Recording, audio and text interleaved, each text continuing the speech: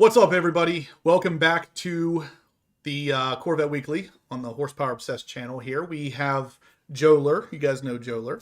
He's here to give us drop some knowledge on us about the new Solar Performance 92mm ported throttle bodies, which just so happened to be the giveaway for this month. So again, guys, if you're interested in getting those 92mm throttle bodies, which you definitely should be, tonight you want to get these entries in, guys, because next Monday night we are giving them away, and they are roughly $1,350 plus shipping. So you could potentially win them here for significantly less. We have a couple entries right now. I think we only have 7 entries, so your odds of winning are still pretty good. So again, 92mm ported throttle bodies. These things are gorgeous. I know I showed them to you guys before, but I think I'm going to show them to you again because they look as awesome as they perform. Look at these things, guys. And don't tell me that that's not a gorgeous piece. Billet aluminum, anodized black with a custom HPO logo on it. What more could you possibly ask for? These are the giveaway item for the month of March. Make sure you're getting entries in immediately on this stuff, guys. Don't wait, because next Monday night we are giving them away. So we got a bunch of stuff to talk about tonight, on top of the fact that we're going to be talking about a bunch of solar details, we'll say, on the 92mm. And I'll tell you guys something. The 92mm ported throttle body, Joe's going to talk about it. It literally took the 91 and made it even better on every single level. And we're going to talk all about it. But for now, get your entries in, guys. While you're doing that, we're going to talk really quickly about the other sponsor of this channel, which is basically the sponsor for the entire year. And that, of course, is NCM Insurance.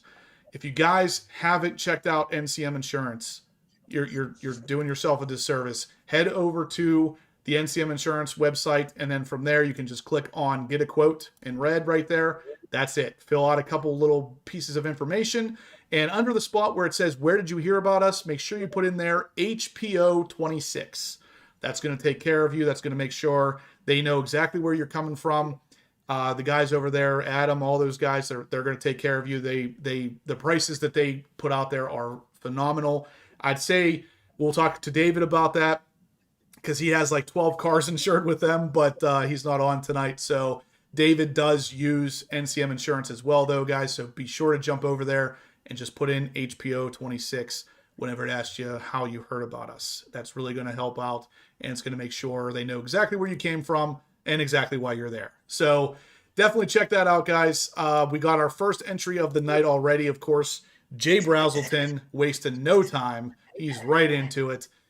Jay, I got you in there for 40 more entries. So, guys, like I said, way to go, Jay. Yeah, don't let Jay run away with this thing. You guys, you have a real chance of winning these things, and you're going to spend significantly less than you would if you bought them from Solar Performance, which, if you don't win, you can buy them from Solar Performance with the code HPO5, which is going to save you a bunch of money on them anyway. So, yeah, make sure you're doing that as well if you don't win, but somebody is going to win. And for now, Jay is in for another 40 entries. So, let's see, we got 1, 2, 3, 4, 5, 6, 7. Yeah, 7 entries. And, that's not that many, guys. So if you want to win, you have a realistic chance of doing so. Make sure you're getting those entries in. I did want to pull up one comment here I saw come in early, and it was pretty funny. It made me laugh, and I like those kind of comments. So, wow, we got a ton of comments already. We just started. Guys, smash the thumbs up button as well. Let's get to 100 by 8 o'clock. That's what we definitely want to do. So smash those thumbs ups. It looks like we only have 36 right now. We got 150 people watching. But for now, the comment that I was going to refer to here, I always have trouble finding these when I got to scroll back through. Come on. It was from Professor Corvette. He said, it's got to be a good one. I was going to say, he said something that I was late because I was putting a second layer of carbon fiber on my carbon fiber. I can't find it to put it on the screen, though. It was funny. That was a good, oh, here it is. Yeah. It says Justin is delayed because he's applying a second coat of carbon fiber to his carbon fiber. Let me get this on the screen here. You guys got to see this. Let's see. The question, Justin, is that true? It's not true, but it's funny because it's not necessarily not true. All right, so here it is. Yeah, Justin is delayed because he's applying a second coat of carbon fiber to all his carbon fiber. I love it. You guys are awesome as always. I see a bunch of green names over here. We got a lot to talk about tonight, guys. So let's try to jump right into this. I'm gonna throw this over to Joe because we are gonna talk about the Vet Exchange, HPO Vet Exchange. We got a really cool car in there for a really good deal. Joe, you want to take it away? Sure. Thank you. And hello, everybody. Looking forward to a good night tonight. The one car I wanted to highlight this week is a ceramic matrix gray metallic 3LZ Z06. I have a personal friend of mine who has a build exact exterior, exact natural interior, and the pictures don't do it justice. It really is a beautiful car. The price is $113. It's about $28,000 off sticker. Here's the best part. It's got a whopping 592 miles, clean Carfax, one owner, which you obviously would expect with 592 miles. So clearly this was a garage queen. And if you're looking for a beautiful 3LZ Z06 in a color that's no longer available, and you want to get it for under, let's say, 113, that's a tremendous value. Still under factory warranty. You don't have to worry about any of the transmission filter changes yet, or the must change the transmission fluid once in the first 3 years. So you're covered on everything there. And you'd still be able to, frankly, get a GM extended warranty since you are still under the factory warranty. So if you're looking for a whole lot of car for not a whole lot of money that's super clean, this is one to definitely consider, in my opinion. Totally agree. Guys, General Lee's in here. He says he's out there dodging thunderstorms and tornado watches. He's the only other guy that I know that has a C8 Z06 in the ceramic matrix gray because they didn't make it very long. So this is a really cool color. General, stay safe out there, man. We've had a couple tornado warnings and watches here over the last couple days as well. But right now, outside, we've got way more snow than we should. Like, it started snowing at some point today, and it's actually laying to the point where everything's white again. And that's blows my mind. But anyway, we also got another donation from Charles. He's in for another 20 entries. But he did say this is for Justin's ZR1 fund. That is going to go directly to Justin's ZR1 fund, Charles. Thank you very much. Cool. Chili Pepper says, hey, Justin. Yeah. Sorry. But just on that color, it is a really cool color for those that haven't seen all that many of them or never saw one in person. In the bright sun, it literally looks white. I had a white C8, and I had it parked at the other end of a show. And actually, the gentleman who owns the one I was speaking of, we walked down the end, and he said, "Oh, another one, white one like yours." And I said, "No, that's your color." And he's like, "No." And we asked the owner, and sure enough, it was ceramic matrix. However, on a cloudy day, or even if it's not all that sunny, you can definitely see the color. And it actually is the same color as the ceramic carbon 65 from the C7, because he owns that car, and that was the attraction to getting the same color in the C8. And he has them both parked in his garage, and it's a great color. It really is. It definitely is. We got a question about how to enter for the solar performance giveaway here, guys. You can do it one of two ways. You can go to Venmo and just Venmo straight to Horsepower Obsessed, all one word, and I'll get it right here on my phone. Or if you want to do it through YouTube, if you bring up the live chat, right beside the little box you type in is a little symbol that looks like a money symbol. You can send it right through the chat here. Either way, I'll see it, and I'll make sure you get entered. So make sure you do get entered here, though, guys. This is a big, big, big giveaway this month. And Joe's going to be telling us very soon here about why these things are so amazing, so worth it, and why I have them on my car, even though I could tell you that as well. But Joe will be able to do it in a little bit more detail. I did see a question I wanted. Oh, Robert Brunn. He says, "Thank you for the streams." Thank you, Robert. He has been a member for 16 months. And again, guys, the members of the channel will be getting multiple entries for free next Monday night. So make sure if you're a member that you're here next Monday night, because you have to be here to win. And make sure, if you're not a member, maybe think about becoming a member, because you can become a member for as cheap as $4.99. It's actually cheaper than the cheapest entry. So maybe think about becoming a member of the channel. Let's see. The 92 millimeter units in black are sweet, says Wheeler. I agree. Yeah, General Lee said he's fell in love with the carbon, or the ceramic matrix gray with his carbon 65. He did have a C7 as well, so that's why he got that color again. Yep. Vader says Joe and I will be doing a C7 video with throttle controller and throttle body on an otherwise stock C7 Stingray. So, guys, I have a good bit of C7 content coming up here as soon as that white stuff outside goes away. I got, I don't want to tell you. There's a lot of stuff coming for the C7 ZR1. So if you're interested in C7 content, that's going to be coming as well. I was actually talking earlier with Darren about a C6, and Brad just mentioned something about how Vet Exchange needs to get a C6 Z06 on there. But I was talking to Darren about possibly buying a C6 Z06. So there's a good chance I'm going to have some C6 content coming to the channel as well. Stay tuned for all this stuff, guys. Yeah, so what we're going to do from here, I'm going to throw it back over to Joe. There's a couple things he's going to talk to you about with the new 92 millimeter ported throttle bodies. While he's talking, guys, do not forget you can enter to win these things. Make sure you're getting entered in. Make sure these entries aren't going, you're not missing out on this stuff, because we're getting entries as we speak, and you want to make sure you're not falling behind, basically. We got some heavy hitters in there, but that does not mean anything. Nothing's guaranteed. So let me take a look here. We are going to throw this over to Joe in a second. But before we do, I'm going to just kind of start it out with, why 92 millimeters, Joe? Why do that instead of the 91?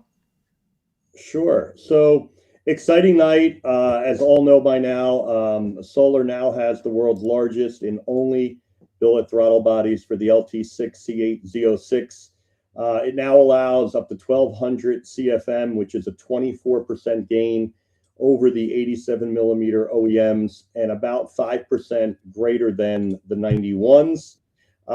As Justin talked about over the last couple of weeks, as the pre-launch we were doing, constructed of 6061 T6 anodized aluminum, available in both polished silver or the killer black finish, which we have the custom HPO version available. And just to put a dollar value on your raffles tonight, those are $1,340 for the set. So keep that in mind when you are thinking about how much you might want to invest in having a chance to win those. Another key fact is these are true 92 millimeter inlet to 92 millimeter outlet through bore. There is no adapter needed. So basically you take them out of the box and they're going to fit as is. A consistent theme for us, including the 91s, is a shaftless blade for larger wide open throttle or the flow area.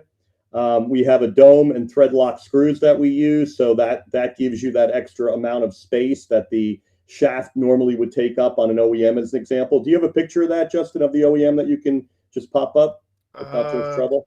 I sure do. OEM looking not pretty. Go ahead. So that looks like a part number from 2014. And lo and behold, it is. Yep. That is the same 87 millimeter on the C7 Stingray that made its way onto the C8, that also made its way onto the Z06, but there just happened to be two of those on the Z06. So that shaft going right dead across the middle, you can see is a barrier to airflow. Think about a straw for a minute. If you were blowing through a straw and you had your hand at the other end, you'd want to get as much uninterrupted airflow through that as you could. Put a piece of bar across the middle of the straw, blow through it. The air will come through, but it's going to be misdirected. It's not going to be a clean flow, and therefore you're kind of robbing some of that clean, uninterrupted, airflow going directly into the intake. So the other thing I wanted to mention is we still do have the dimpled shaft trailing edge. So if you remember, on the backside of the throttle blade, We just don't have the shaft, but we have a dimpling effect. Think about the golf ball and why golf balls eventually had dimples in them. Somebody figured out that a golf ball will fly a lot further and be more aerodynamic if it was, had those dimples rather than just being a solid piece of plastic. Though in the early 30s and 40s, it was just a piece of plastic. So we take advantage of that technology. Lou and Mike, the principals, are both aeronautic engineers, so they know a lot about airflow, clearly. These are direct fit for all 23 and up Z06s. A few fun facts for you is that they have been tested and proven to fit in conjunction with Eventuri, Haltech Super Hornet, JLT Corsa, and of course the factory OEM intake. You can also decide if you don't want to invest in a CAI. You can have a variety of different drop-in filters. Believe it or not, the filters on the Z06 are pretty decent. You will get, some low to mid single digits out of a drop-in filter, whether that's, Attack Blue or some other variant AFE or others. But they didn't leave a lot behind, thankfully, in terms of the air filter like they have in the C7, which there's a pretty dramatic change when you just literally change the filter alone, let alone upgrade to what Vader's doing, as he mentioned in his C7. I'll be helping with him next week, which is putting a brand new throttle body controller and a brand new filter as well, drop-in. So that's sort of the, what's sort of new. In terms of what you'll feel, you're going to have an immediate response right off idle. The idle function will stay undisturbed. There'll be zero hesitation or the, prototypical Corvette stumble that we all sort of experience. You'll have linearization and smoothing of the curve for definitely a more predictable response and much crisper shifts, although hard to believe you can get crisper shifts than a DCT, but trust me when I say, and Justin, you noticed this too, they will even be crisper. And there is absolutely more air and power at every single throttle position after idle over the OEM and even a bit more over our 91s. In terms of horsepower, Solar, interestingly enough, doesn't build these, with sort of horsepower front and center. We build them for the most amount of airflow possible. And obviously the knock-on effect of that is going to be the output being, if you do it well and you do it right, you're going to gain horsepower. But, we've had reports from David and others of the 91s doing between 13 and 14 rear wheel horsepower gains just for the throttle body and 9 to 12 pounds of torque, varying from different videos you can see on YouTube. We prefer to let the customers do the testing on horsepower because I think the philosophy of our principals are they like to deal with flow benches, which is the right way to measure air. A dyno, as all of us know, can have up to a 5% variance of error. And, dyno to dyno can vary. So we don't want anyone ever coming back and saying, hey, you said 11 horsepower or 12. Right. The real key to it is the drivability from idle to, I would say, half to maybe 3/4 of wide open, on its way to wide open throttle, that you absolutely will feel the difference. And Justin, you may want to touch on that. Yeah. So the experience I had with it was, I put it all in my video, but the biggest difference I noticed was the throttle was slightly more sensitive. I actually had to dial back my throttle controller from Sport 6 to Sport 5. And I also noticed just a much smoother, more linear acceleration. It's almost guaranteed because of the smoother porting on the 92 that it's just absolutely smooth. Now, not to say that the 91s weren't smooth. It was just less smooth, we'll say. But one of the questions here that I thought was pretty funny, again, from Professor Corvette, and Joe, you might actually be able to answer this. He says, Joeler, I just had a thought. 93 millimeter ported throttle bodies. Why did they go with 92 instead of something larger? So there's sort of a point where, well, let me start with the 91s and I'll talk about the 92s because I get the same question with 91s at the time. And the answer for the 91s was, we were basically trying to replicate the stock OEM as best we could. And so that's why that particular blade is an 87 millimeter blade. Now, you'll all recall that we prominently put in bold font on there that it's 91 millimeter effective. So you can see all the porting that took place around the entire circumference of the inner part of that. And so between having the 87 millimeter blade ported out, we effectively created a 91 millimeter effect. And it would be no different than literally having something that we didn't advertise as effective. Now, others come back and say, well, they're using the word effective, therefore it's not.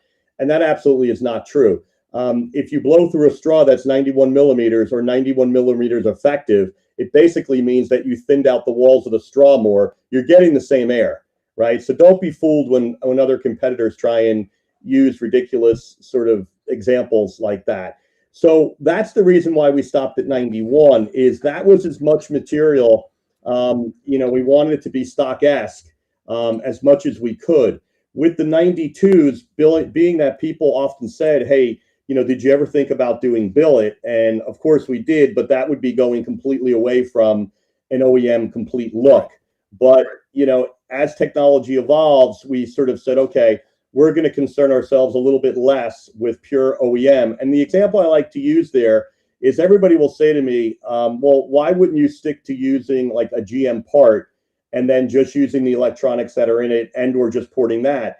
And the story there is, well, think about Borla and think about almost every aftermarket part. Yep. They don't take the exhaust down and start cutting it and shaping it and rebending it, right? There's a better mousetrap to be built. Yep. So that's why we choose, as a manufacturer here in the US of A in Alabama, where we have CNC machining, technology, engineering, and the prowess to do it literally from the ground up. So the 91s and 92s are proprietary, builds. The 91s tend to look more like OEM, but the electronics that are in our throttle bodies, we are not in the electronics business. So when you think about a BMW or AC Delco, the supplier of the throttle bodies for the Corvette, they too are not using their own electronics. There's about 3 companies in the world that are known for those types of electronics. I'll give you 2 of them, Denso and Hitachi, and there's a third one as well. I won't tell you which one we use,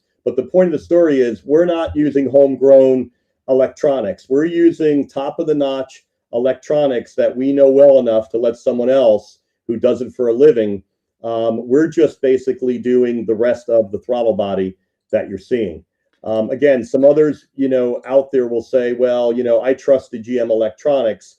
Well, that's good, and I have no problem with that, but we certainly trust the electronics of the ones GM uses, as well as the other 2 I've mentioned, and the third company. And I will tell you, we're using one of those 3.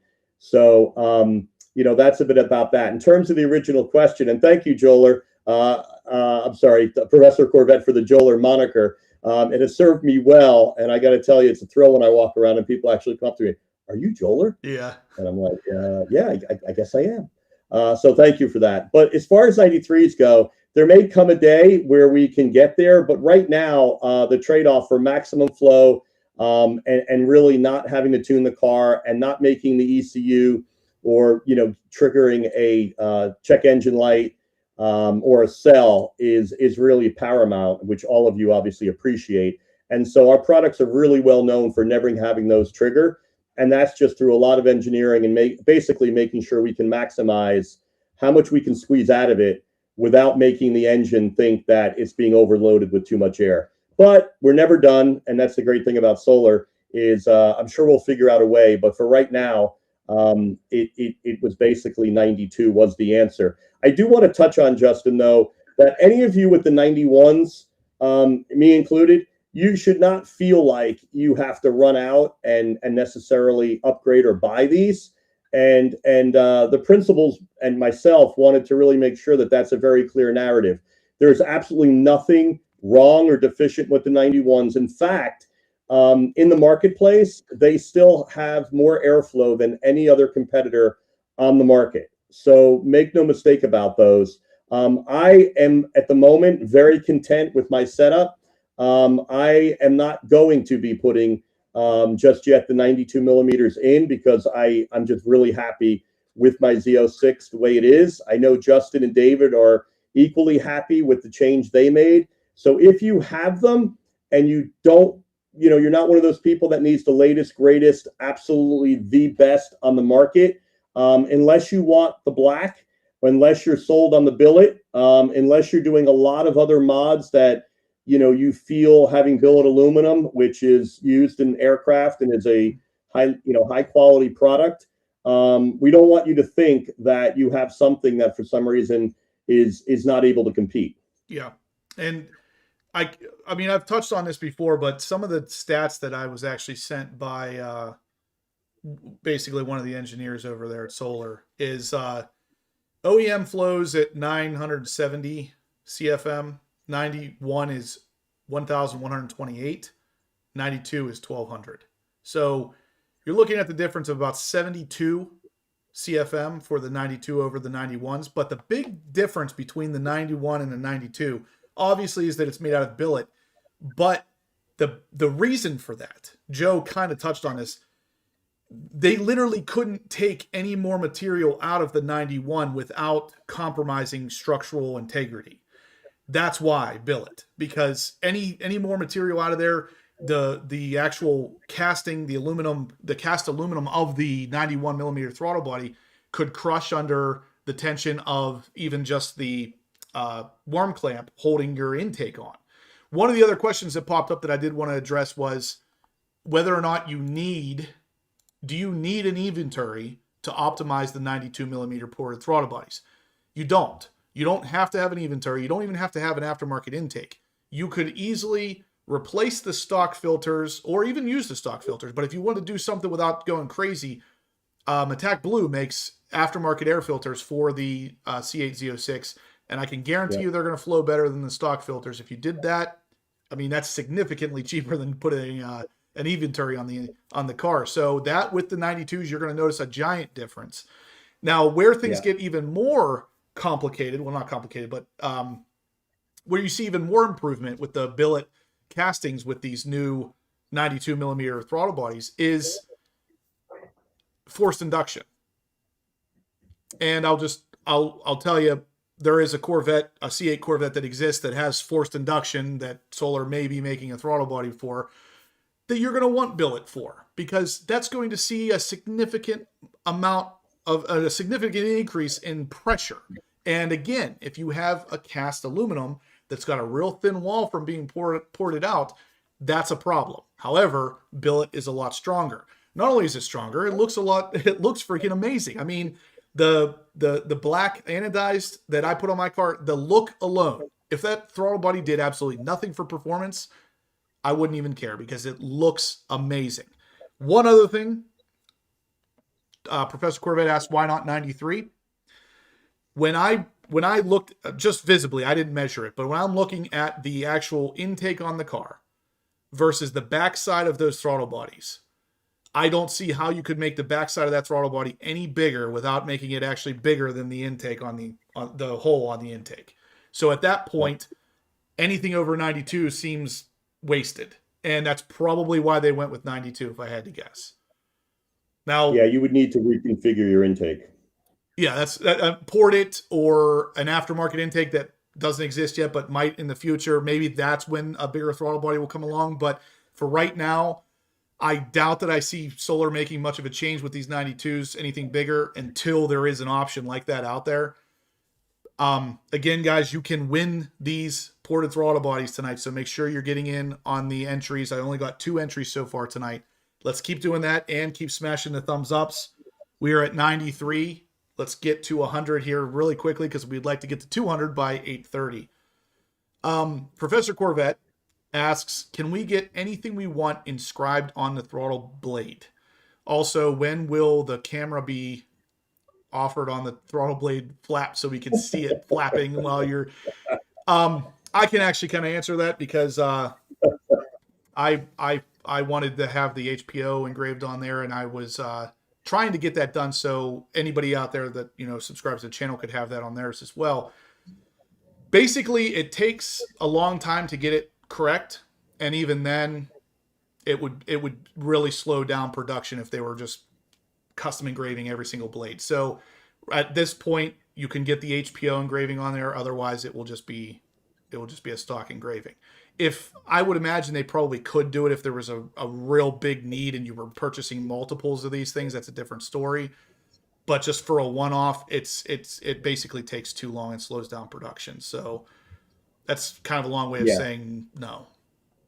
Yeah, there was a time before I even had been affiliated with them where they did do that, and I talked to the ownership about it, and because Justin really wanted the HPO, and at first it was sort of like, well, the challenge is that it is a fair amount of tedious work. If it doesn't come out to the spec that they're happy with, that's a blade that now is sort of wasted, right? That's one, and two, more importantly than that, is the fact that if you're sending in your design, then there's a proof process that has to go back and forth on the design. It has to then be shown on the blade. If someone says, well, I thought it would be nicer or this or that, the juice is just really not worth the squeeze in terms of being fair for what you would price it at.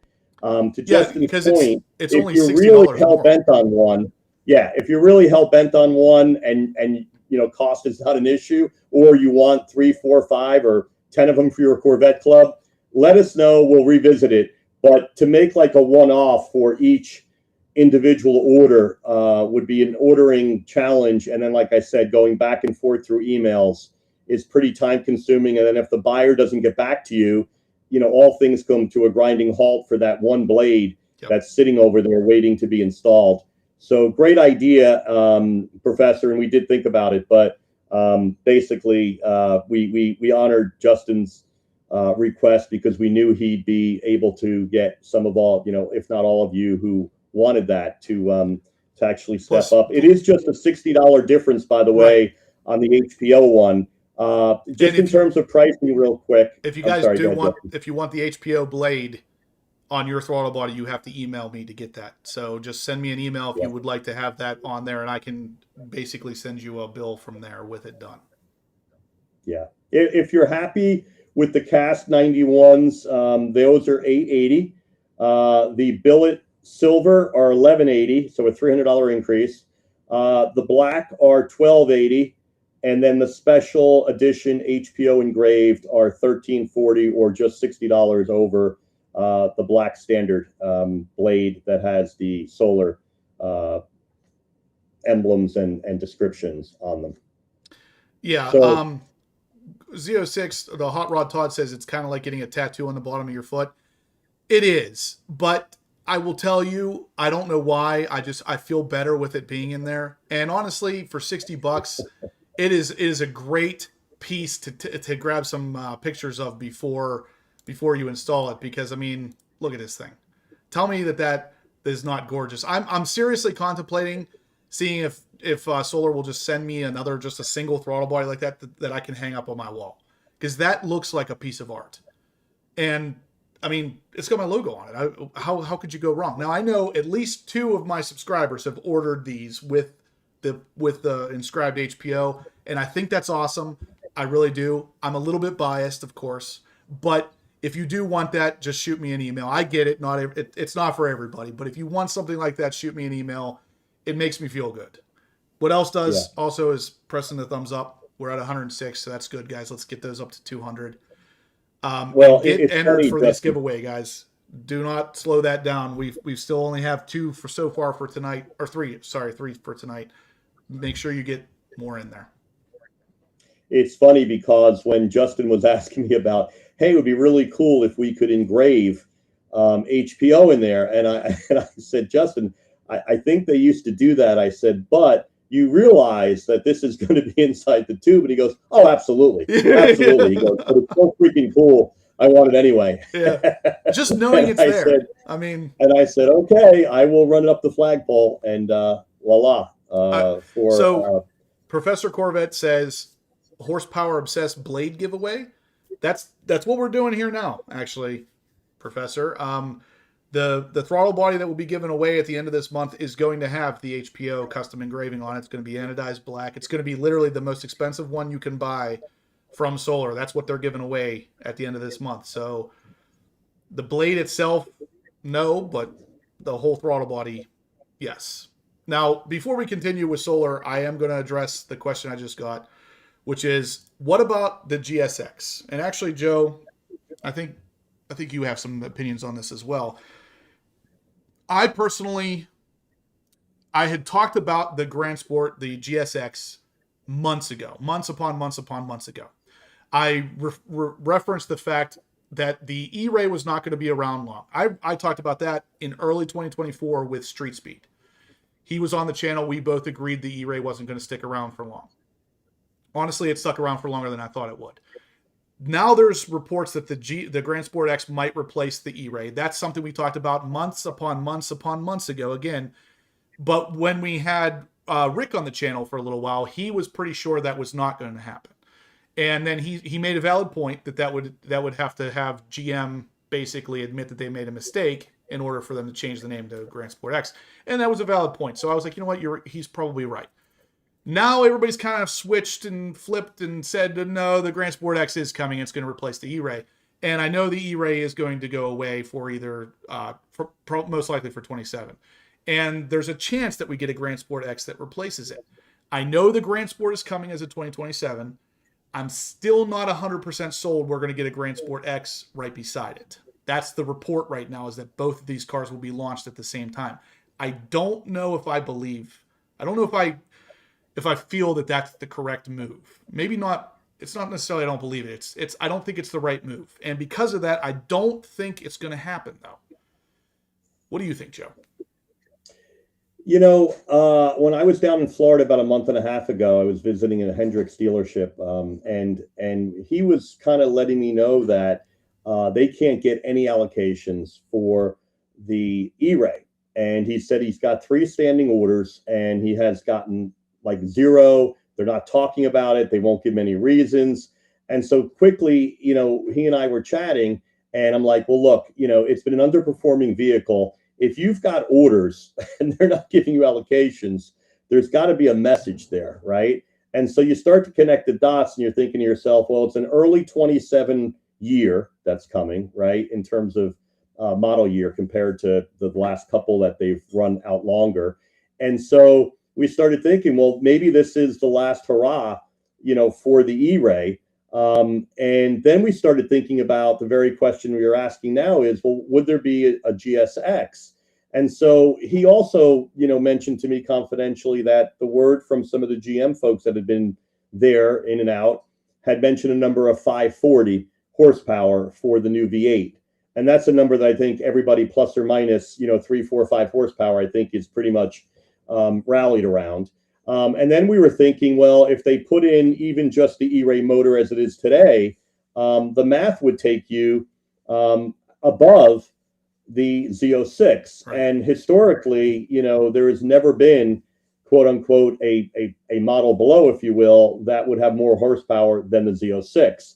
So it creates an interesting dilemma. And then the answer to that is, well, just don't make one and you don't have to worry about that issue, right? So that's the path of least resistance. However, if you're a company like GM and you have it on the shelf and it works and you're getting this ZR1X, you know, buzz, and you can create a much more affordable version of that, then almost to hell with the historical, let's not go above the horsepower of the Z06. But I think the happy medium, if they do it, and the way they'll get around it or convince themselves that it's the right thing to do, is the price point.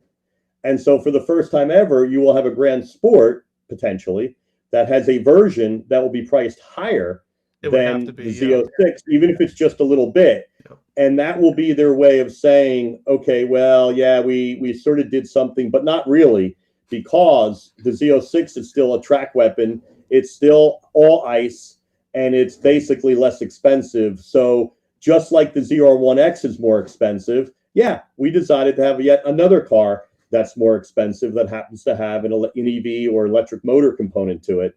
Actually, electric motor component, not an EV. So that's a possibility. I mean, I could see them getting comfortable with that. I mean, they do have all the parts.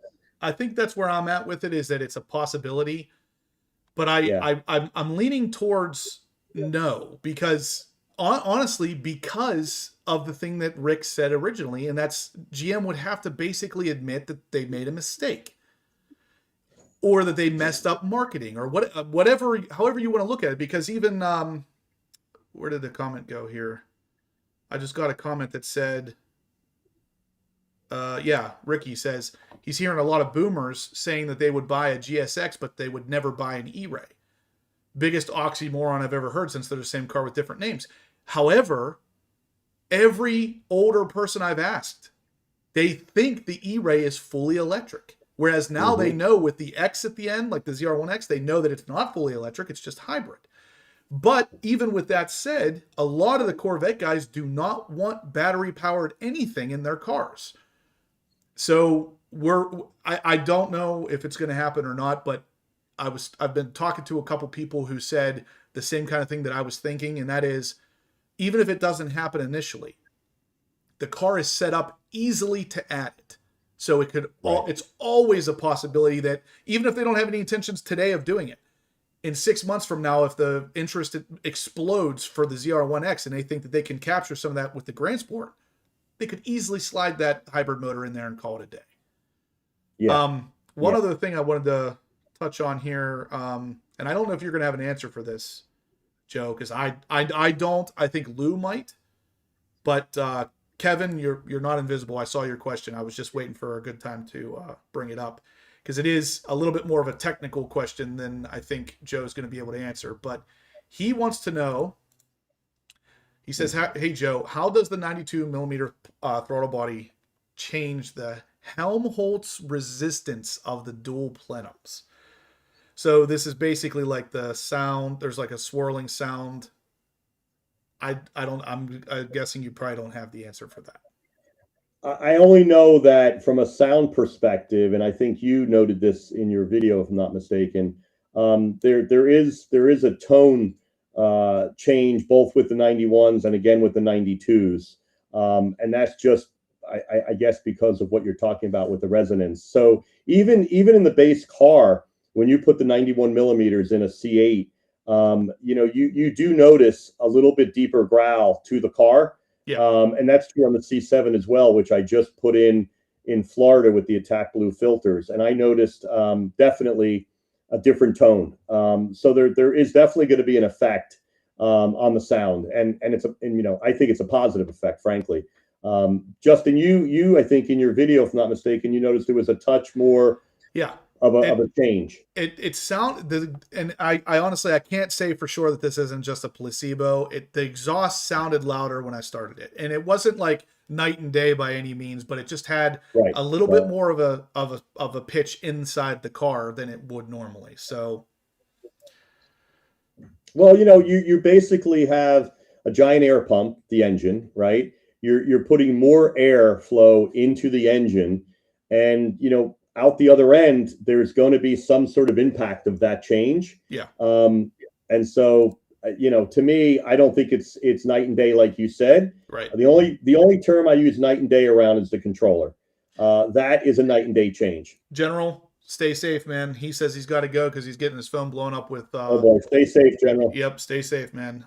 Totally understand, guys. We got almost 200 people in here watching and only 111 thumbs ups. Let's rock those thumbs ups, guys. We are talking about the 92 millimeter ported throttle bodies, the Grand Sport X, the Grand Sport. Again, we've talked about the Grand Sport for years at this point. It is coming in 2027, 100%. It is going to have a new color, new old color. Admiral Blue is going to be what it's going to be launching in.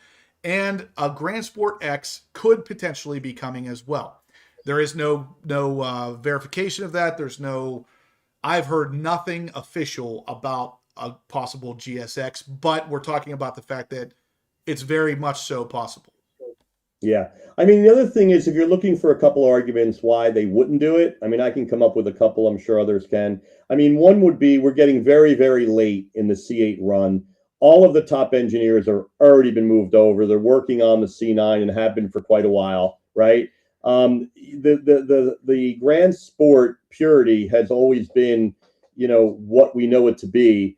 And it certainly never had electric motors for obvious reasons. But the point is this would be a shift, right? Yeah. It would create the issue we talked about in horsepower.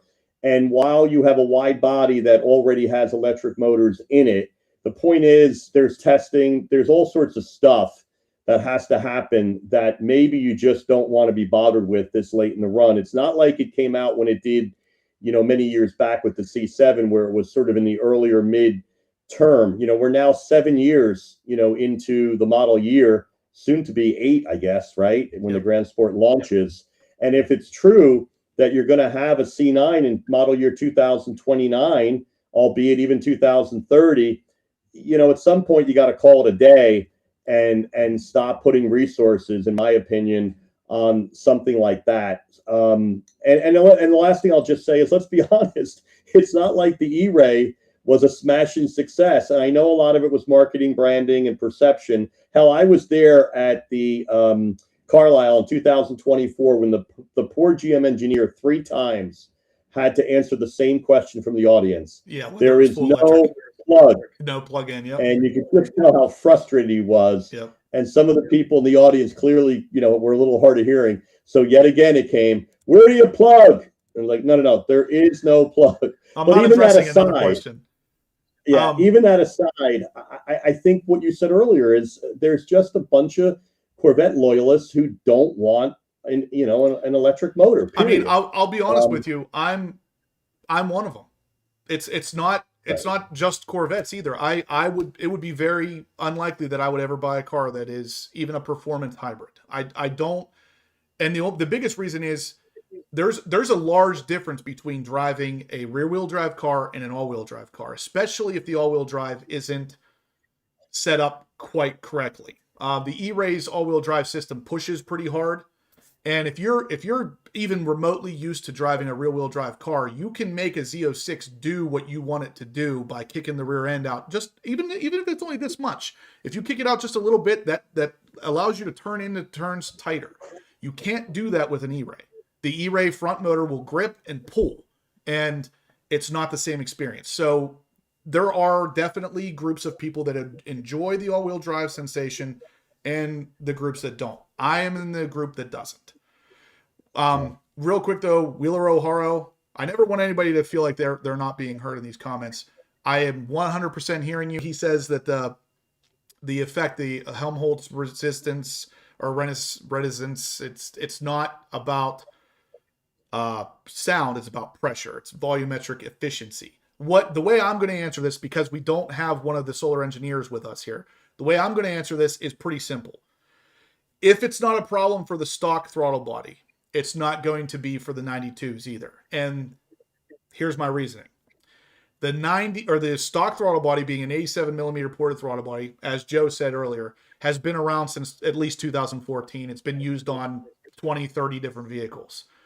If they can just take a throttle body off the shelf and slap it on there and there's no problem with the Helmholtz issue here, then there's no way that the 92 would have a problem either. They obviously aren't tuned to work together in any way, shape, or form, or else, every single car would have to have the exact same intake.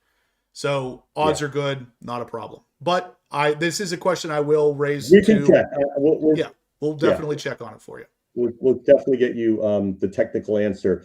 But for those that have missed this conversation in the past, as Justin's alluding to, that same 87 millimeter throttle body is been used on Silverados. It's been used on a whole bunch of different trucks and cars over the years, the Camaro 6 generation.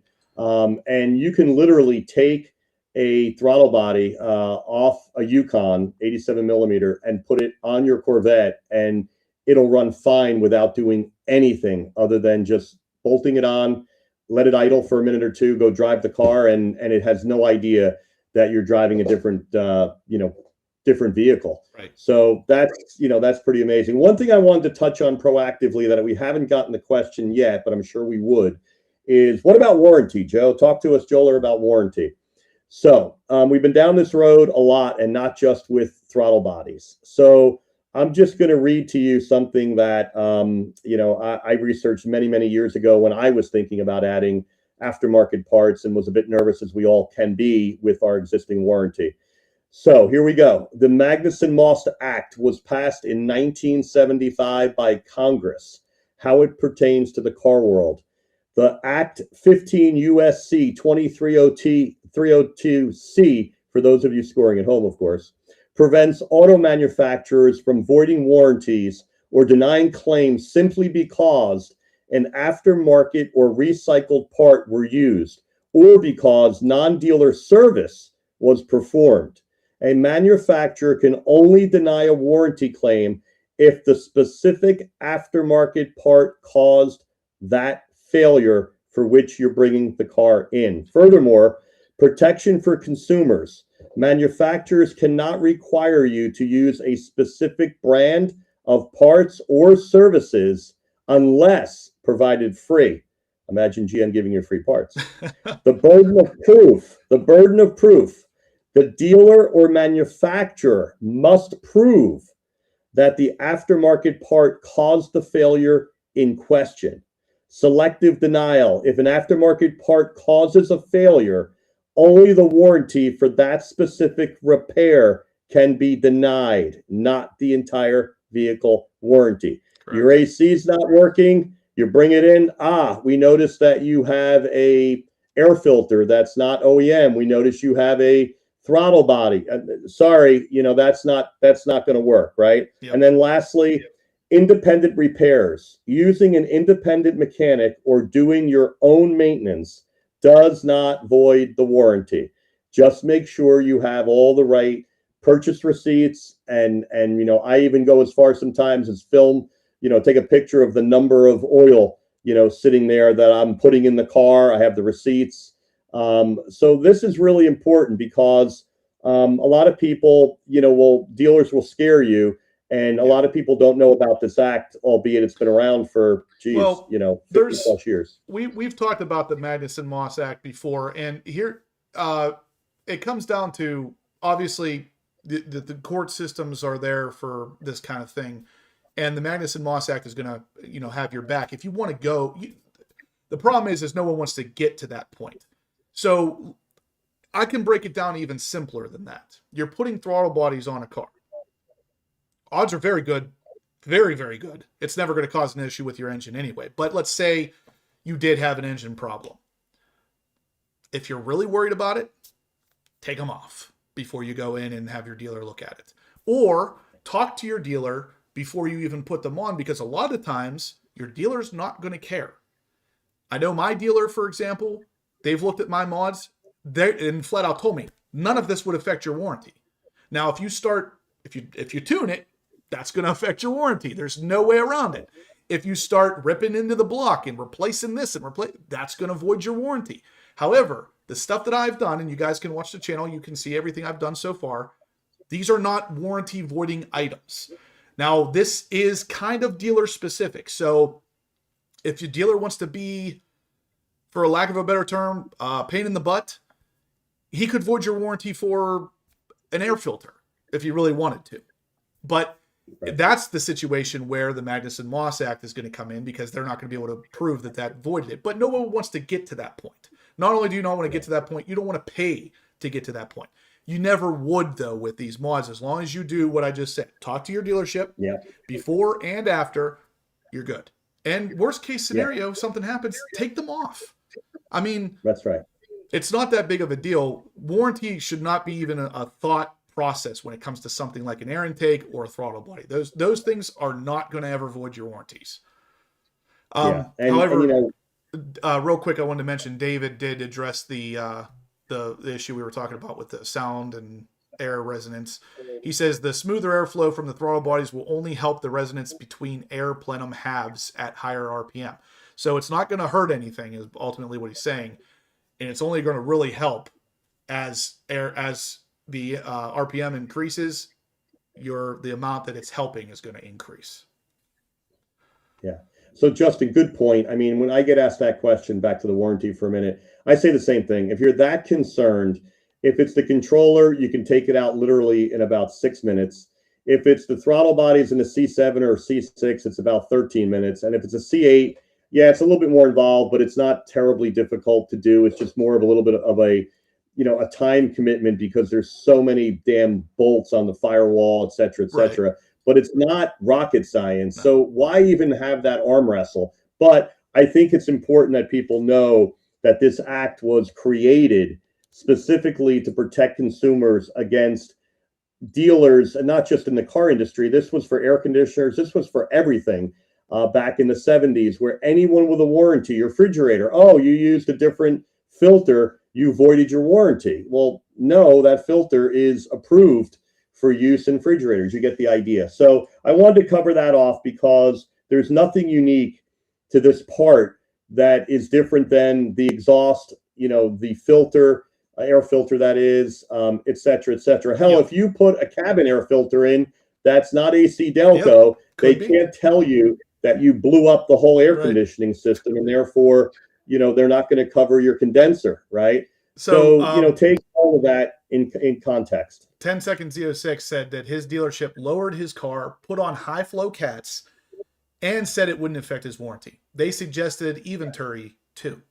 Cool dealership. Yep. This is what I mean. It matters more about your dealership than anything. If you find a dealership that says what Dan's just said to him,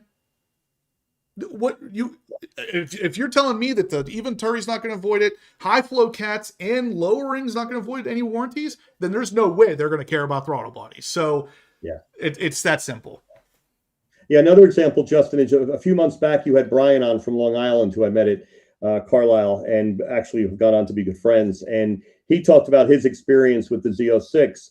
His mechanic at the GM dealership actually installed his throttle bodies, drove the car after and said, wow, this is really cool. Then he put the throttle controller in and he couldn't believe it. And so, here's a GM mechanic. And Rick Conti also, if you remember, he has a video how to install the throttle controller. And, his mechanic, Chuck, actually did the install. So, knowing your dealer and knowing them well, and it's just a good symbiotic relationship. And I like your point about if you're really that freaked out, ask up front. Or worst case, if you don't want to, don't ask, then just remove it and save yourself from even having no as a potential issue. It's very simple. Now, I'm gonna address this question because it's a question that needs addressed. It says, what about throttle body screws coming loose and getting sucked into the engine? I feel aftermarket companies weld their screws in place to prevent this from happening. No. That whole statement, no. There's literally no way that any nuts or bolts could come apart and get sucked into the engine. The only potential that I could see you mention, or that I could see you even thinking would be the two screws that hold the blade on to the shaft. But those are screws even on the stock throttle body. They're not welded even on a stock throttle body. So if something like that were to ever happen, I mean, it never would, but let's say it did, you're probably going to have a problem with warranty in that situation, because if the screws come out of your throttle body and get sucked into the engine, you're going to have a problem there. But that is literally. If your air filter breaks apart and gets sucked in, but I can tell you this, we can do and I get the sensitivity to it, trust me, because I have a warranty through 2031, and we're all concerned. Let's be honest. We care about our cars. We pay good amount of money for them. But I will tell you that in 7 years now at Solar, both on the throttle controller front and the throttle body, with thousands of each and thousands sold, we have not had one report of an issue being described, nor has anyone called us and said, oh, by the way, thanks for the lock feature, my car just got stolen. Because lots of people like to say, well, if you can put it in, you can take it out. And we've already talked ad nauseum that a robber bending down on his knees with a flashlight, trying to take out a 10-millimeter screw, hoping he doesn't get hit over the back of a head, while he's stealing your car, is probably not likely. I can tell you that it's never been likely because we've never gotten that call. Is it possible? Sure, anything's possible. Well, here's the thing is, again, I have a picture here of the stock throttle body. That's not welded. Those are screws. And not only are those screws, they're the same screws. So they're the same screws that Solar uses that OEM uses. and those are not welded. Those are screws. So if the stock screws came out, you would have a situation, sure. If the screws came out of the Solar throttle body, yeah, maybe you'd have a warranty issue at that point. But my point is here, they're not putting screws where there's typically welds. So if OEM screws aren't falling out, Solars aren't going to either. Because I didn't take a picture of the backside, but I probably should have, to show there's all kinds of Loctite and everything else on those screws. Those things are not coming out. So yeah, that's not a concern. That's ultimately why I wanted to address that question, because it's not really a concern. And if it is on the stock throttle bodies as well, because they're not welded. So hopefully that helps. One last thing I wanted to mention too, with respect to aftermarket. So, you know, I remember a video where Taj was being interviewed, and somebody asked him about the aftermarket, and he said, you know, how do you all think about that, and do you love or hate it? And he unequivocally said, we love it. And they said, well, why? And he said, because you're all able to, you know, the third parties that have aftermarket parts, you're able to do things that we're not really able to do. And he wasn't saying it from an engineering point of view or production or outsourcing it. It was just in terms of either EPA or just all sorts of minimum requirements that they have to meet, especially now when the Corvette's in 10 different countries, and you have to get to the lowest common denominator. And I think we all know for a fact why the Z06 dB is the way it is, and why the C8 dB exhaust sound is the way it is. And that is because I guarantee you that either California or some other country has the lowest dB minimum, you know, requirement, or maximum requirement rather, and that's all they could do. They would have liked to have maybe made it a bit louder, but you can't. It's just that simple. When you have to follow regulations, you can't. So that was pretty enlightening to me, that, you know, they're actually, the Corvette engineers are fans of the aftermarket, because in his final answer, he said, if you all can make the car more enjoyable, then we all win, right? So if you take a Corvette stock and you add some things, you know, that aren't necessarily going to, you know, directly void your warranty, and the owners enjoy their car more, then that's a beautiful thing, right? And I think that's spot on. The other thing I just wanted to mention, Justin, is I did a little bit of research, right? And I get this question a lot, and it comes back to the exhaust question. And oftentimes I'm asked, if your throttle body was so good, you know, why wouldn't GM have had a 91, or in this case, a 92? And I think I've answered this many, many times, and that is that, again, you can buy 10 million 87 millimeters, put them on almost every vehicle and truck within your line, Save money, and basically beat up AC Delco, I'm making up a number, for $38 each, and buy 10 or 12 million of them. And if you don't believe me, go to our site and go to the store tab at the top right and click on any throttle body you want, and then look at the fitments of what that same part number is going to fit. And you're going to see Yukons, Silverados, you're going to see Corvettes of yesteryear, you're going to see Camaros, you're going to see all these different vehicles. The other thing I would say is that the C8 has 30,000 different parts, okay? And only 20 to 30% are manufactured by GM. So their entire car is built with theoretically aftermarket parts, meaning they've spec'd them and they've engineered what they need. And then basically, you know, that's 20 to 30%. That's what math is, 70 to 80% are actually not GM built parts. Now, the ones we know obviously are the engines, the chassis, the frame, but Michelin tires, right? Brembo brakes. The leather interior is not GM or Chevy. The radio is Bose. You get the idea. So I'm not saying that Solar was fortunate to get the throttle body contract, but the whole car, and not unique to the Corvette, that's just the way manufacturing works these days. And so when people say, you know, how could you build a better one? Well, their entire car was outsourced because they just don't need to be bothered with those particular components. And people that make those components for a living better make sure they make the best one in the market, or they're not going to be very successful in their particular niche. Brad asks, will the throttle controller get you an NCM discount? So let me handle that one. It's very unique in that the states, and something I learned from Adam, some states, believe it or not, do not allow certain discounting, which sounds crazy, but there you go. So in New Jersey, as an example, where I live, I know factually the answer is yes. And it's a passive alarm discount that you will be eligible for. So if you, and it's not just New Jersey, there's a lot of states that do. In fact, there's more states that do give discounts than don't. But Adam's the expert on that, or anybody on his staff. So if you have a controller or you're thinking of getting one, you just need to show the proof of purchase. That's it. You don't have to show them installing it or actually, installing it on your phone. You just show them the receipt, and they will knock off some money under the passive alarm discount. Now, if you're already getting a passive alarm discount, you won't double dip. But if you don't have that discount, you certainly can be eligible for it. Yeah, so best case scenario, give them a call or an email and ask them if it would apply to your particular plan. But if it does, it will give you a discount, yes. Yeah. And one thing I did want to say, let's see. David is saying don't ever Loctite your throttle bodies, but I agree with that, but I think he's thinking you're Loctiting them to the intake plenum.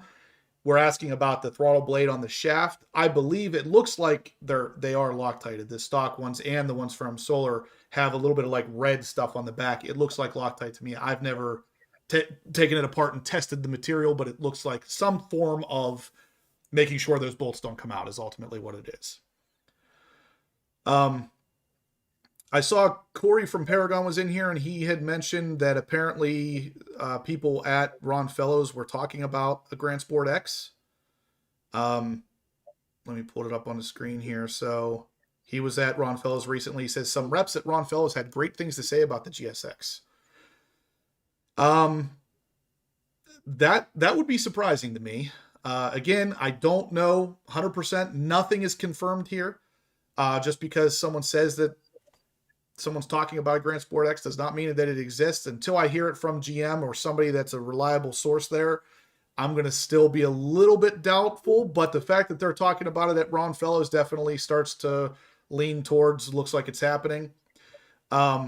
He also goes on to say that he was unsure, but they could do a Grand Sport and a Grand Sport X in 27, and then a Zora in 28, then C9 in 29. We've been talking about the C9 coming in either 29 or 30 for a couple months, maybe a couple years at this point. Zora, again, another model that I know how Joe feels about that, but that's another model that's, who knows, maybe not. But yeah. I don't think we're getting a Zora. I think people that I've talked to, they basically reiterated that it was the internal code name for the C8, and the press got a hold of it as Zora, and then they basically created a whole narrative around Zora. And frankly, when the ZR1 came out and it didn't have Zora or even a Zora model or trim that I think we all thought might be the case, right? And then we said, well, maybe they're saving it for, the big killer in terms of horsepower, 1500 or whatever it is, right? And then that came and it was ZR1X. Again, I go back to what I said earlier. This late in the run, all those guys are focused on the C9. And I know that this stuff was figured out, back in 19. But my only point is, I just don't see it. I don't see. I mean, what are you going to do? You're going to make a ZR1X with more horsepower and say, here is the Zora you've all been waiting for. Furthermore, Duntoff would be rolling over in his grave if you named a vehicle after him that had electric motors. Yeah, 100%. So your chance to do that, in my opinion, was the ZR1. Yep. And that thing is sailed and is baked at this point. So I could be wrong, but if I were a betting man, I do not see a Zora in the C8 lineup. I agree.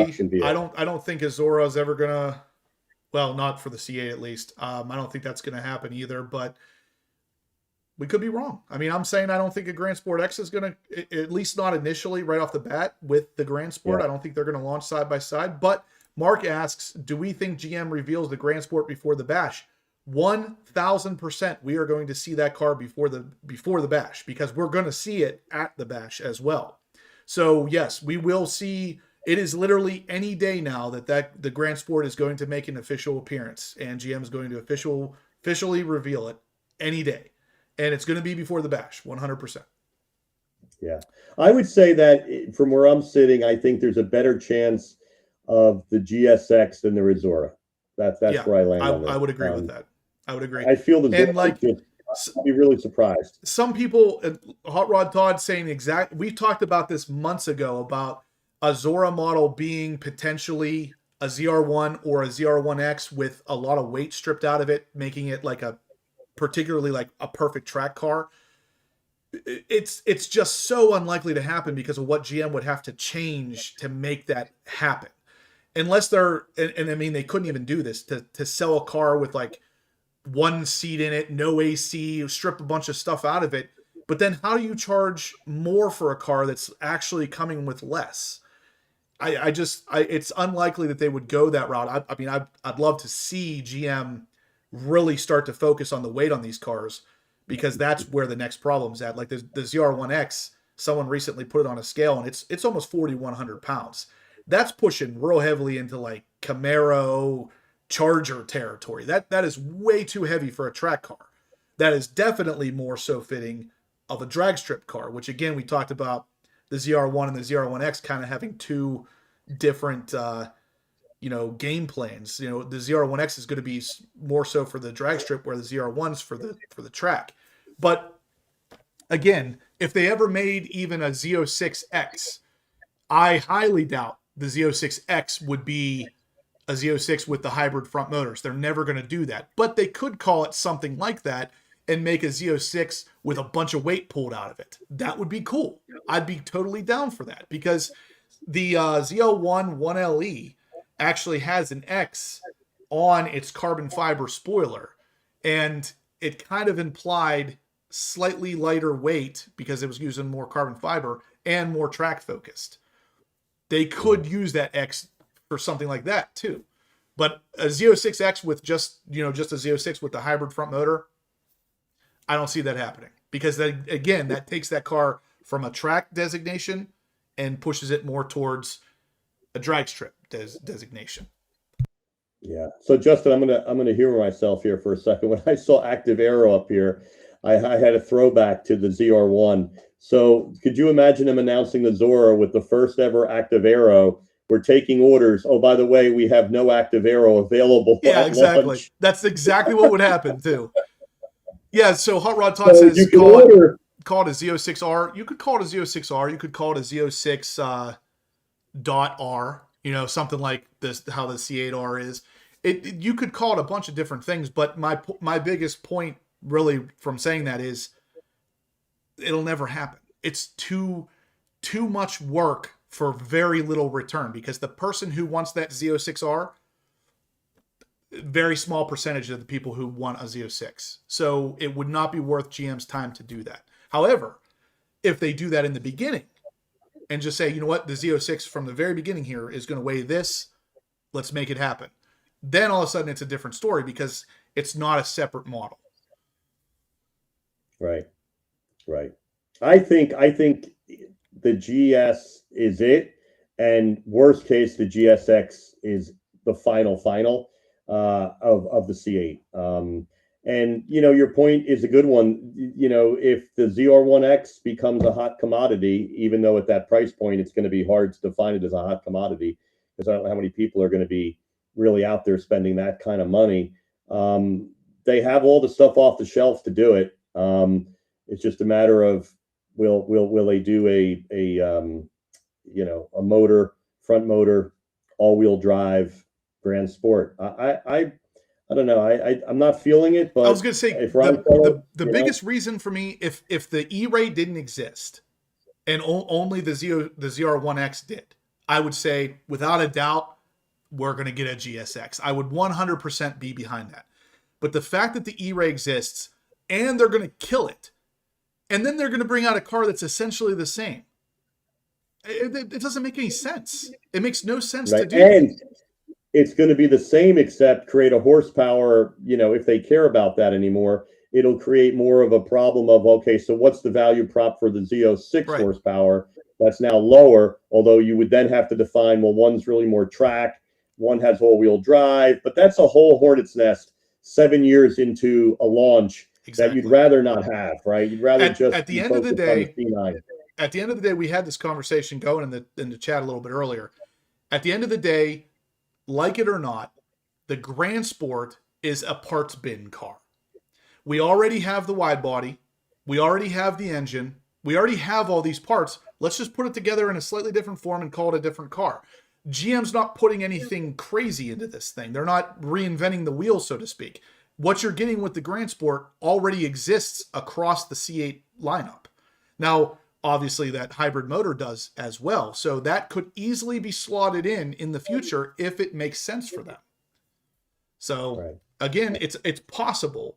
But in my eyes, if they're killing the E-Ray and they're going to bring out a car that's basically the same thing later and say, hey, look at this shiny new thing, that doesn't make sense. Yeah. Here's a question for you. I think we know the answer, but I'll throw it out there anyway. The 5.5 liter flat plane, that makes it into the C9 in some way, shape, or form, you think? No. Or gone? Gone. GM, in the very beginning, I think it was Taj, they were very specific that this was a bespoke engine for the C8 Z06. It was never going to end up in a different car.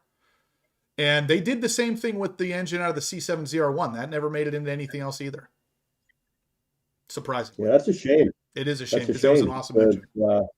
It's an awesome engine, and it took them, I think I read from 2012 to 23, took 11 years to engineer that engine to get it to where they were able to feel confident launching it. And God knows how much money, by the way.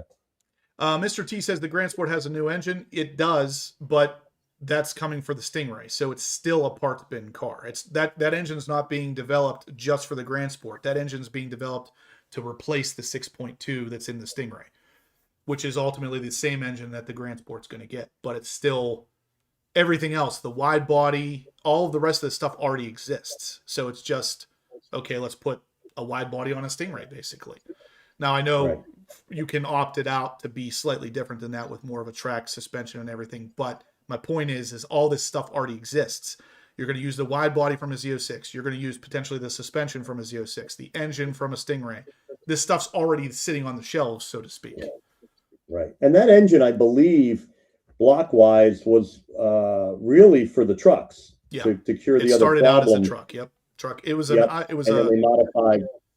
iron block for the trucks, I believe, and then they converted it to an aluminum block for the cars. But it was originally there to fix the 6.2 liter issue with the trucks, with the lifters and all that stuff. But at the end of the day, it sounds like we're going to probably have a similar problem with the 6.7 because it looks like it's still going to have cylinder deactivation and push. What's the word?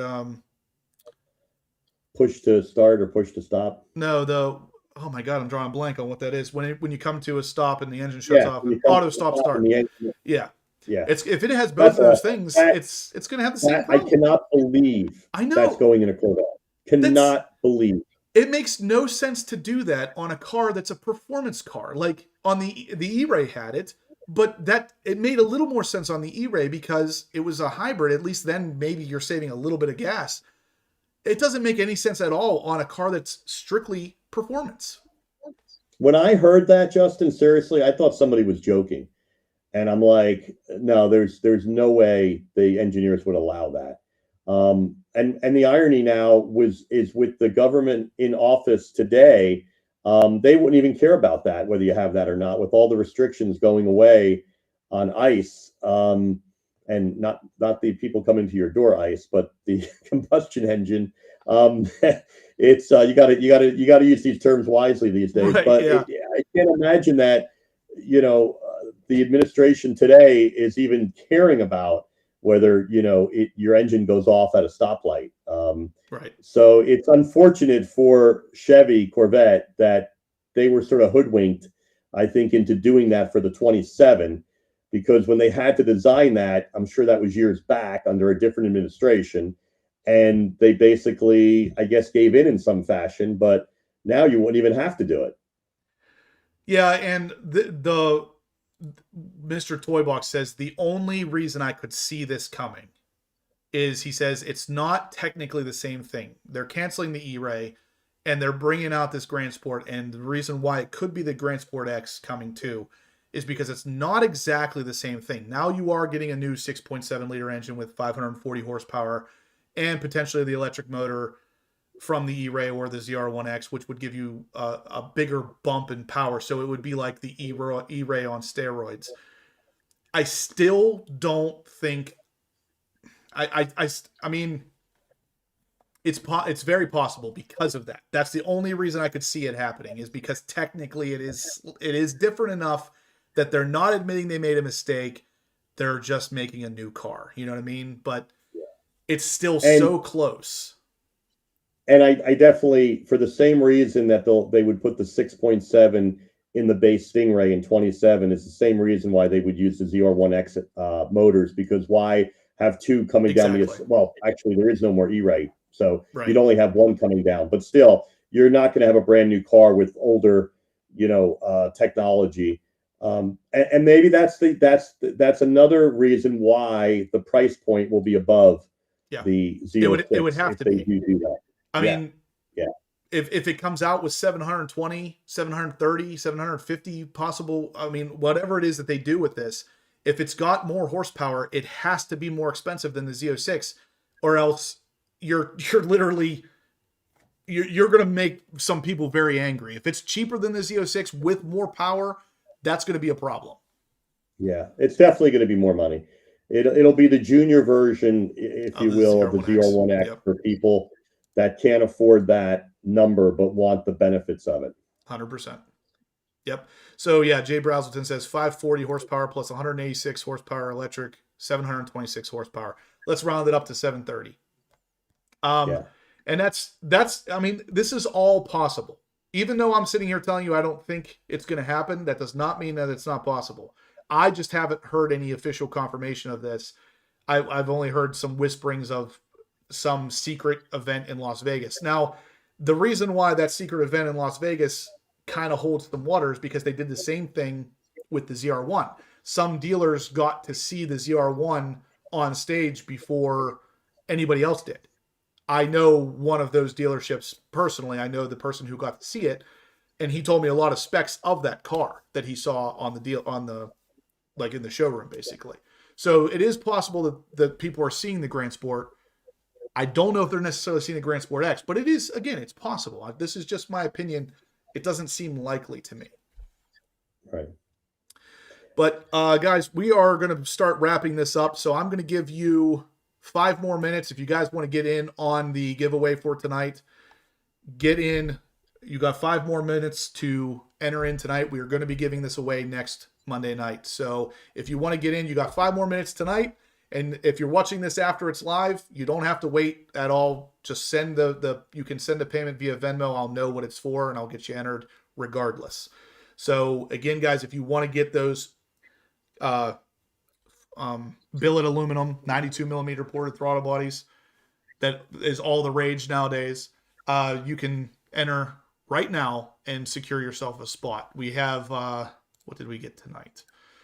3 additional entries for tonight. So you're going to want to get in on this stuff, guys. Don't let these guys run away with it. You could potentially win these for yourselves. Now I am going to give, again, multiple free entries. I'm not going to tell you how many yet. Multiple free entries for anybody who is a member of the channel. You can be a member for $4.99 versus $10 being the cheapest entry, and you're going to get more than one single entry. So make sure if you're not a member, you become a member, because you're going to get some free entries. Ricky says, well, a Z06X would be 670 plus 186 equal 856. I really don't see a Z06X happening. That literally doesn't make any sense. Now, this is, again, of course, assuming that GM understands that a track person doesn't really want that hybrid motor in the front. The track experience is better without it.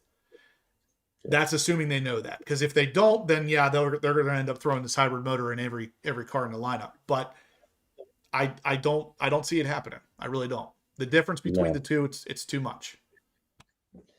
And, not to be a broken record, I think the C8, I mean, I think the only reason we're even seeing the Grand Sport, because I do think that the E-Ray was intended to slot between what used to be the Grand Sport, but because of its immense disappointment in sales, I think they felt like, you know what, let's just go back to what's won in the past.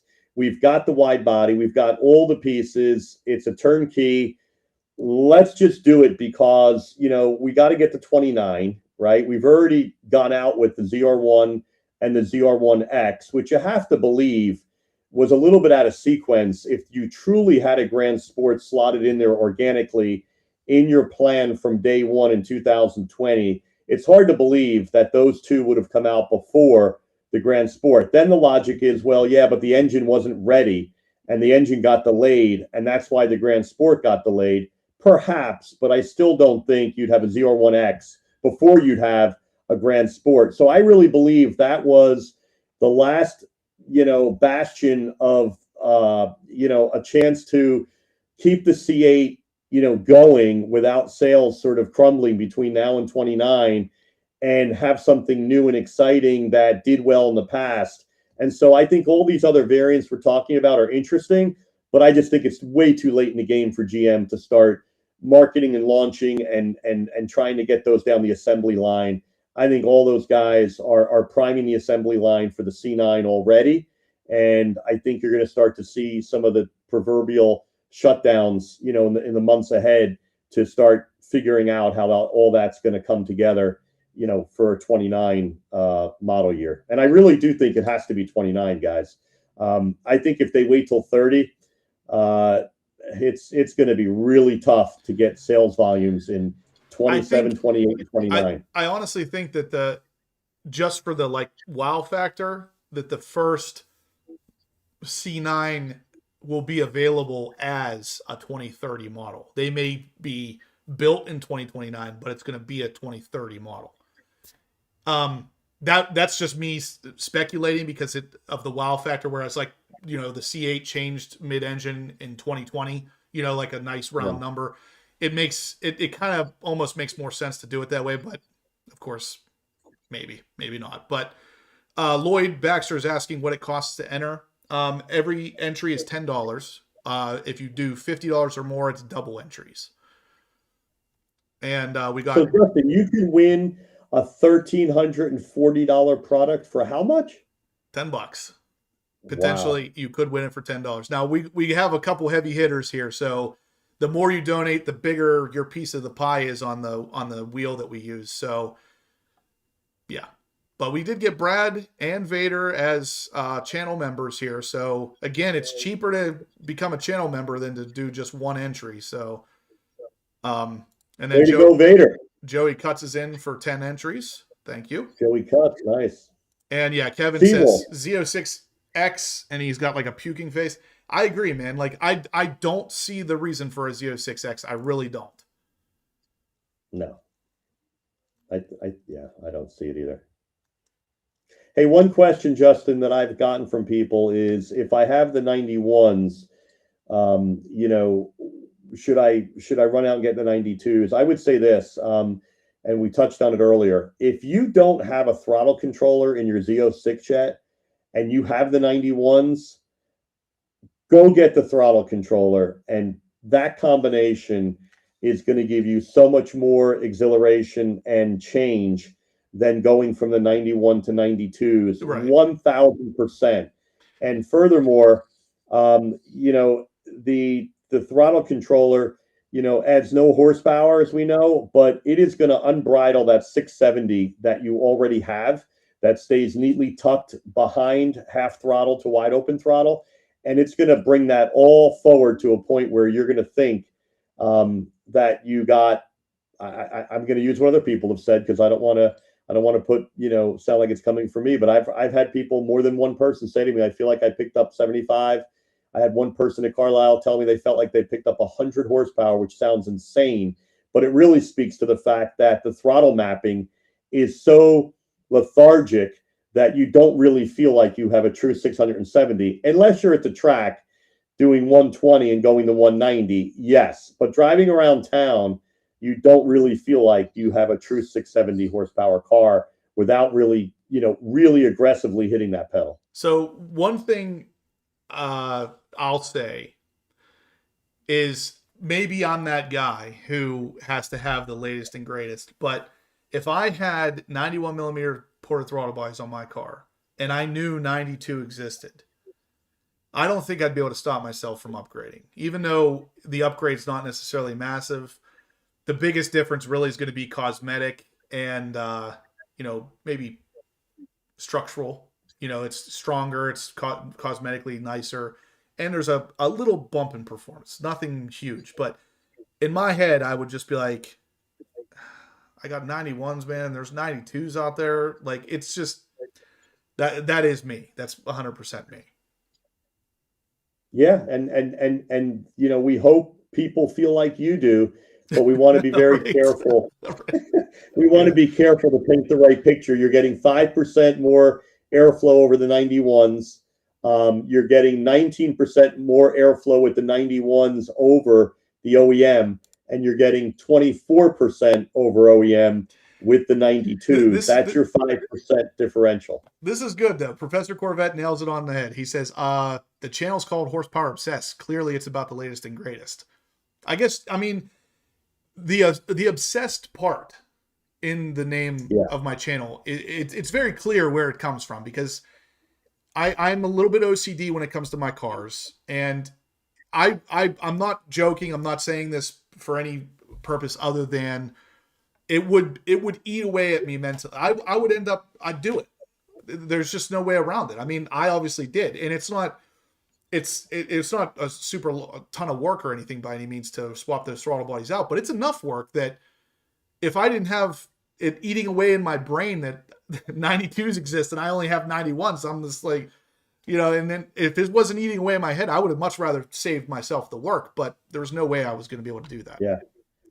One other thing, Justin, if anybody listening or anybody bought the 91s within the last 30 days from date of purchase, you obviously do have the right in our no questions asked 30-day money back guarantee on every product we offer. You can exercise that and just basically send them back, and you can purchase the 92s for whichever incremental increase, depending on which of the three variants you want, the silver 92, the black 92, or the HPO 92, 3 different price points, as we talked about. So you can do that. And we'll stand behind that, even if obviously you've used them and you've been using them. We don't want anyone to feel as if, I just bought these a week, 2, 3, a month ago. And that was the situation. But again, unless you are obsessed, don't feel the need that you have to do it. And as I said earlier, 1,000%, if you are running the 91s, you're very happy with them and don't have a throttle controller, the 229 is definitely the place to go rather than just swapping throttle body for throttle body. And you can get them cheaper if you use HPO 5. Exactly. So here's the funny part, guys. Joe works for Solar, and he's telling you don't have to, not to feel like pressured to do this. I don't work for Solar, and I'm telling you, if it were me, there's no way I wouldn't be able to upgrade to the 92s, even though it's not a gigantic upgrade. It's just like, it's in my head. I'd have to do it. So, well, the funny thing is we're playing good cop, bad cop, only the roles are reversed. So it's genuine. Yeah, it's reversed, right? Thomas says, hello, my 2019 ZR1 M7 hasn't been started in 8 months. I'm going to start it this weekend. Any advice? Really, Thomas, you really don't have to worry about too much. Assuming it's on a battery tender or you have like an anti-gravity battery or something, just go ahead and start it up, let it run, drive it after it warms up, drive it normally. There's really not a lot to do. Unless, of course, you were iffy on the oil, you could do an oil change before you start it up. But as long as you got good oil in there and the battery's been on a tender or anti-gravity battery or something, you should be good. Just go ahead and do it. I'm actually in the same position. as soon as the snow stops flying outside, I'm going to pick up my 2019 ZR1. It's also a 7-speed. And I'll just walk in, start it up, and drive it up. I've done it that way every year since I've owned it in 2019. So, yeah. And that I mentioned this earlier. Z06 Hot Rod Todd says to drive the ZR1 more. It's going to be getting a lot of stuff here as soon as the white stuff stops flying outside. I have a lot of plans for it this summer. So you guys are going to see C7 content on the channel a good bit this year. But that's it, guys. I'm going to end it here. I don't want to keep Joe for forever. He's got a family. He's got a life. Let's let this man get back to it. So we're going to call it at this point. Really appreciate all you guys tuning in as usual. The throttle bodies will be given away next Monday night. Become a member if you haven't yet, because you're going to want to. You're going to get free entries for doing so. But you got to be here. So don't become a member and then forget to tune in on next Monday, because if this is getting giveaway next Monday night, make sure you're here for it. It's going to be big. Big thank you to Joe for coming on the channel, telling us all about the 92s and how that all benefits us. Whether I think it benefits us more than he does, maybe, but that's my obsession, I guess. Either way, thank you to Joe. Thanks, guys. We'll see you same time, same place next Monday night. Stay obsessed. Thanks, everybody. Always a pleasure. Thank you.